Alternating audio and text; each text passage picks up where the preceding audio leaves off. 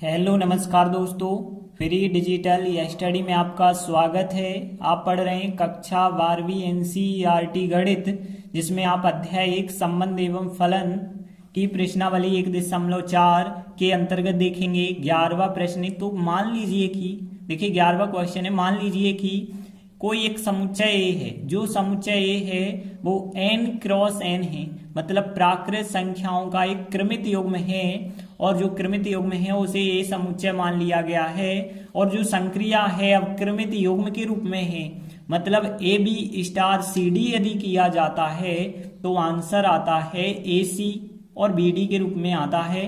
और जो द्विआधारी संक्रिया है अब हमें सिद्ध करना है क्रम विनिमय है और साहचर्य है। फिर बाद में तत्समक अवयव यदि होगा तो हमें ज्ञात करना होगा। तो देखिए सबसे पहले लिखा हमने दिया है एक समुच्चय ए है जो कि n क्रॉस n के रूप में है, मतलब प्राकृत संख्याओं के कार्तीय गुणनफल के रूप में है और क्रमित युग्म के रूप में है, ऐसा भी हम कह सकते हैं। अब हमें जो दी गई है संक्रिया A B star C D का मान बराबर होता है A C plus B D के। तो अब हमें बताना है कि यह संक्रिया क्रम विनिमय है। तो देखिए क्रम विनिमय को पहले हम चेक करेंगे। तो यदि हम देखें तो हमने यहाँ पे लिखा कि यहाँ ए समुच्चय में यदि हम देखें तो A B star C D का जो मान निकाल रहे हैं वो क्या मान आता है, और इसके बाद हम इसे पलट के निकालेंगे, क्योंकि ए बी को पलट के बी ए करना होता है। तो यहाँ ए का मान पूरा यह होगा, बी का पूरा मान यह होगा। इसे पलट के करेंगे तो सी डी आगे आएगा और फिर स्टार जो होगा ए बी पीछे चला जाएगा। तो इन दोनों के मान क्या एक से आएंगे या नहीं आएंगे? तो देखिए A B star C D का मतलब क्या था कि ए और सी जुड़ जाएगा तो यहाँ ए प्लस सी होगा, और बी और डी जुड़ जाएगा तो बी प्लस डी हो जाएगा। अब यहाँ पे देखिए यहाँ सी और ए जुड़ जाएगा तो यहाँ पे सी और ए जुड़ जाएगा और डी और बी जुड़ जाएगा। तो एक चीज यदि आप यहाँ पे नोटिस करें, चाहे हम ए प्लस सी कहें चाहे सी प्लस ए कहें, बात तो एक ही है। और यहाँ चाहे हम बी प्लस डी कहें या डी प्लस बी कहें तो बात तो एक ही है। तो हम कह सकते हैं चूंकि यहाँ पे A B star C D का जो मान है वो बराबर आ चुका है C D star A B के बराबर आ चुका है, अतः जो स्टार संक्रिया है वो क्रम विनिमय है। तो देखिए हमने लिखा था स्टार संक्रिया क्रम विनिमय है। अब देखिए साहचर्य की बात करेंगे तो साहचर्य जो होता है आप लोगों को पता होगा 3 राशियों के बीच होता है।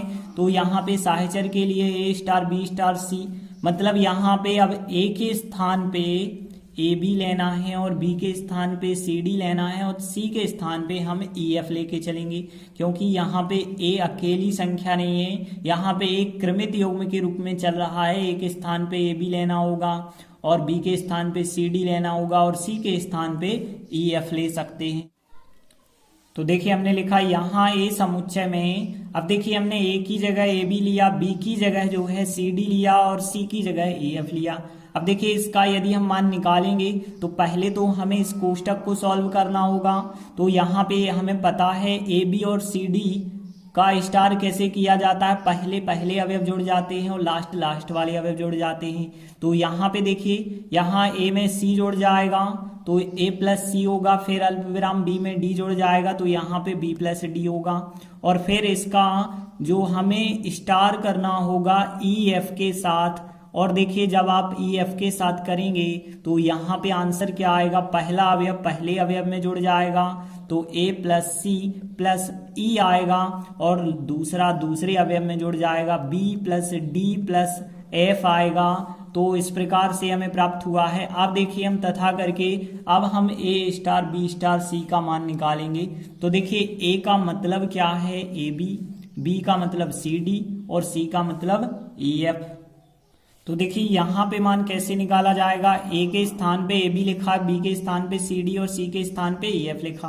तो देखिए पहले तो बाहर वाली संख्या ए बी लिखी हमने, फिर स्टार। देखिए पहले हम कोष्टक को सॉल्व करेंगे तो यहाँ सी में ई जुड़ेगा, डी में एफ जुड़ जाएगा तो यहाँ सी प्लस ई आएगा और डी प्लस एफ आएगा। अब देखिए यदि हम जो है ए बी स्टार इस संख्या के साथ करें तो पहला अवयव पहले अवयव में जुड़ेगा, तो यहाँ a प्लस सी प्लस ई बन जाएगा, और यहाँ b में यह अवयव जुड़ जाएगा तो b plus D plus f बन जाएगा।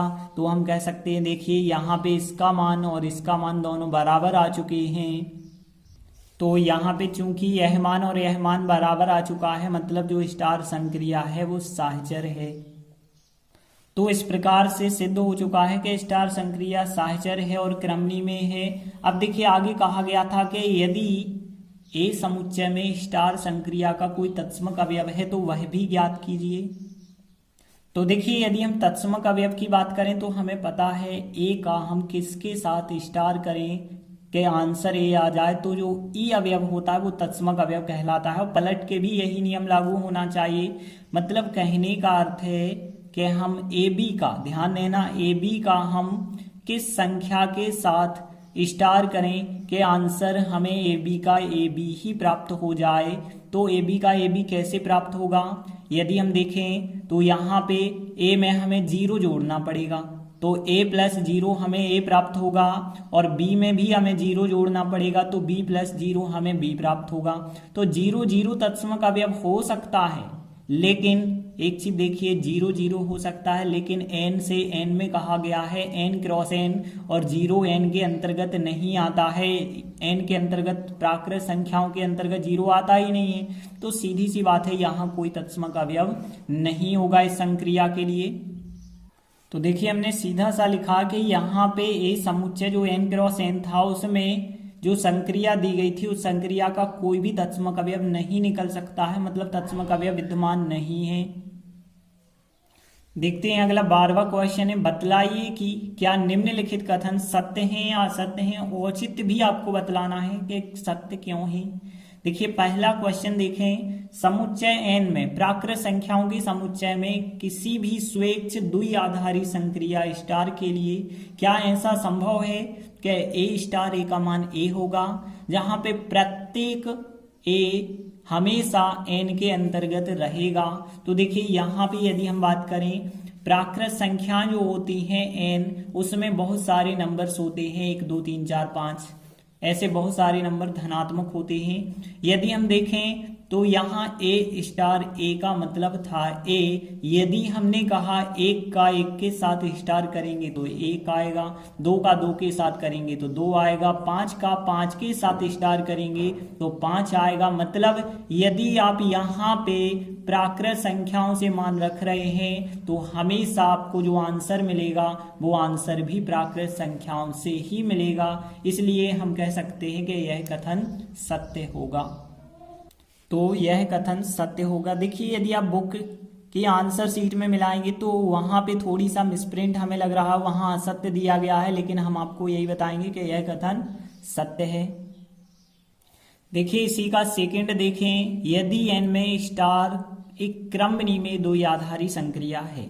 देखिए जे कन्फर्म है, दिया गया है हमें कि जो स्टार है वो क्रमनी में है, मतलब यदि ए स्टार बी है तो वो उसे बी स्टार ए लिखा जा सकता है। जे ध्यान रखना, ए स्टार बी को बी स्टार ए लिखा जा सकता है, बी स्टार सी को सी स्टार बी लिखा जा सकता है। तो कोई भी दो अवयव को पलट के आप लिख सकते हैं क्योंकि क्रमनी में है। तो आपको बताना क्या इसके बराबर ऐसा भी होगा कि नहीं होगा। तो देखिए हम ऐसा करते हैं, LHS लेते हैं और RHS सिद्ध करते हैं।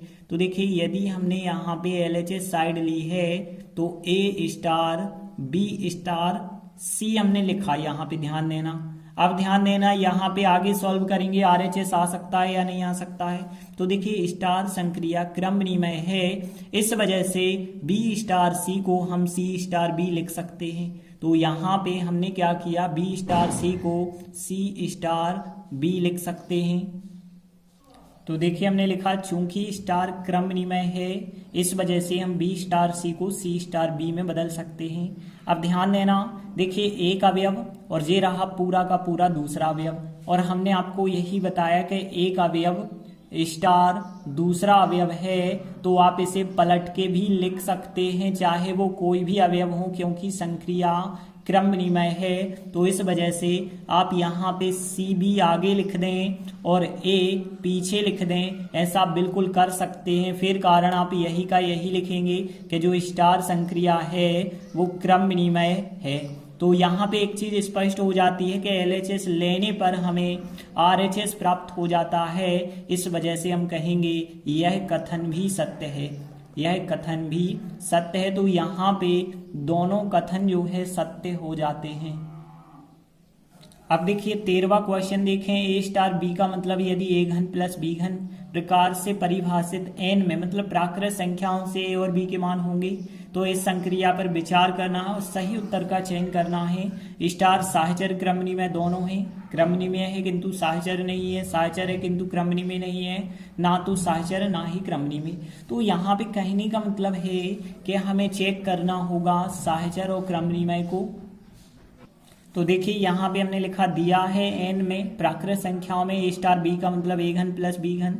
यदि हम बात करते हैं क्रम विनिमय की, तो क्रम विनिमय तो बिल्कुल होगा, क्योंकि यदि हम देखें तो n में A स्टार B का जो मतलब है वो A घन प्लस B घन है, और तथा यदि हम देखें B स्टार A करेंगे तो B आगे रहेगा, B घन प्लस A घन रहेगा। और हमें पता है A घन प्लस B घन कहें या B घन प्लस A घन कहें, बात तो एक ही है। तो आप कह सकते हैं चूंकि A स्टार B का मान B स्टार A के बराबर है, अतः जो स्टार संक्रिया है वो क्रम विनिमय है। अभी यदि देखिए साहचर्य में बात करें तो साहचर्य में देखिए ABC में थोड़ी करना कठिन होगा, हम एग्जाम्पल ले लेते हैं। तो यदि हम यहाँ पे देखें 1 स्टार 2 स्टार 3 का एग्जाम्पल हमने लिया है, और इसे यदि हम सॉल्व करते हैं तो 1 स्टार 2 का मतलब होगा 1 का घन प्लस 2 का घन, और फिर करेंगे स्टार 3 और देखा जाए 2 का घन होता है यहाँ पे 2 का घन 8 और 1 और जोड़ेंगे तो कितना होगा 9, और 9 स्टार 3 का अब हमें मान निकालना होगा। तो 9 स्टार 3 का मान क्या होगा 9 का घन प्लस 3 का घन होगा, और 9 का घन कितना होता है 729 होता है, प्लस 3 का घन कितना होता है 27, टोटल करेंगे तो कितना आएगा 756 आएगा। अब देखिए यही यदि हम पलट के निकालते कि एक आगे लिखते 2 और 3 में कोष्टक लगाते तो क्या आंसर आता 1 स्टार, देखिए 2 स्टार 3 का मतलब क्या होगा 2 का घन प्लस 3 का घन होगा। और आगे यदि आप देखें तो देखिए यहाँ पे हमने लिखा है 1 स्टार, और देखिए यहाँ पे 2 का घन होता है यहाँ पे 8, 3 का घन होता है 27, तो क्या बन जाएगा यहाँ पे 1 स्टार। तो देखिए यहाँ पे हो जाएगा 8 और 27, टोटल करेंगे 35, और 1 स्टार 35 का यदि आप मान निकालेंगे तो 1 का घन आएगा और 35 का घन आएगा।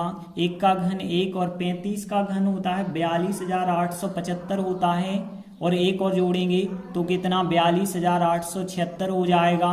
देखिए एक 756 और एक 42,876 दोनों बराबर नहीं आते हैं। तो देखिए हमने लिखा 1 स्टार 2 स्टार 3 बराबर नहीं आया है 1 स्टार 2 स्टार 3 के, इस वजह से जो स्टार संक्रिया है वो साहचर्य नहीं है।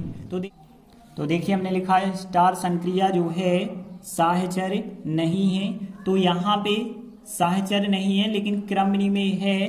तो देखिए यहाँ पे जो आंसर होगा वो आंसर आप मिलाएंगे कि क्रम विनिमय है लेकिन साहचर्य नहीं है, तो क्रम विनिमय है किंतु साहचर्य नहीं है, तो बी नंबर का आंसर करेक्ट आंसर होगा।